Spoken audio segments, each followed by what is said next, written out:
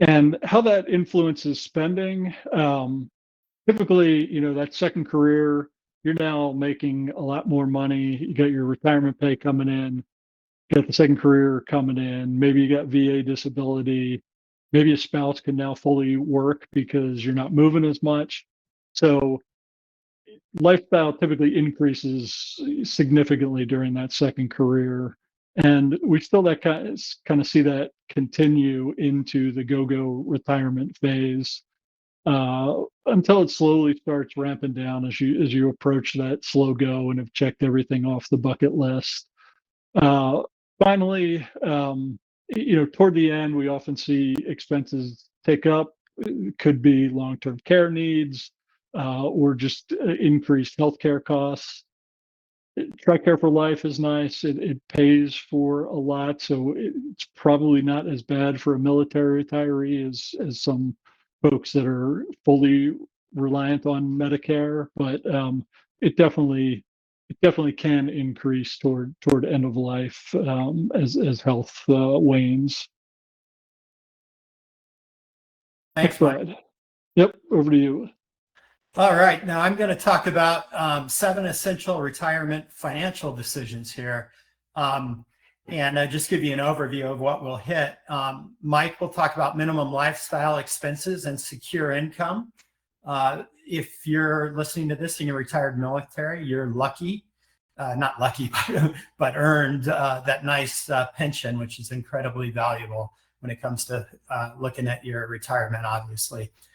I'll talk about Social Security claiming, some long-term care considerations, legacy planning.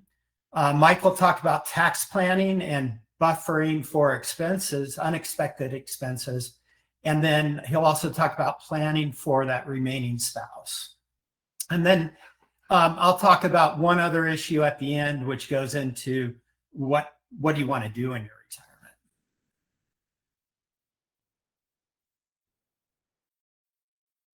All right, Mike, back to you. Thanks. Yeah, so minimum lifestyle expenses. These are kind of the minimum costs that you'll have throughout your life, even in retirement.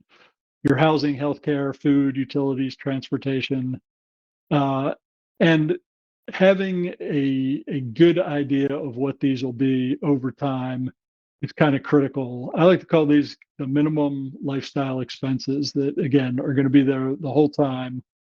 And I'm a big fan of having secure income that kind of matches those expenses. That could be your Social Security for military retirees. It's the pension. If you didn't have that and you needed to set up some recurring revenue, you could consider an annuity. But really, the idea is you're making a promise to the older you that, no matter what, you're not going to run out of money. And, for the most part, especially if you retired as an officer, you're probably in pretty good shape just between Social Security and your pension. Again, unless you're really living in a high expense area, or, expect your minimum lifestyle to be significant. So it really is a good deal, for military retirees.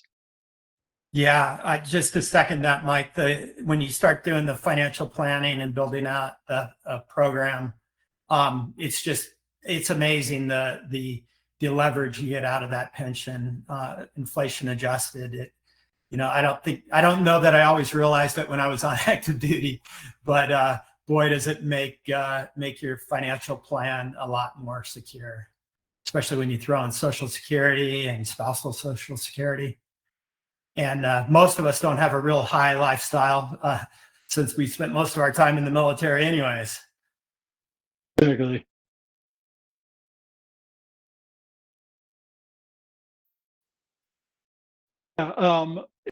When you kind of match these, your guaranteed income with the post military life, so start getting the pension if you're active duty right after retirement. If you're a reservist, you start getting it at 60.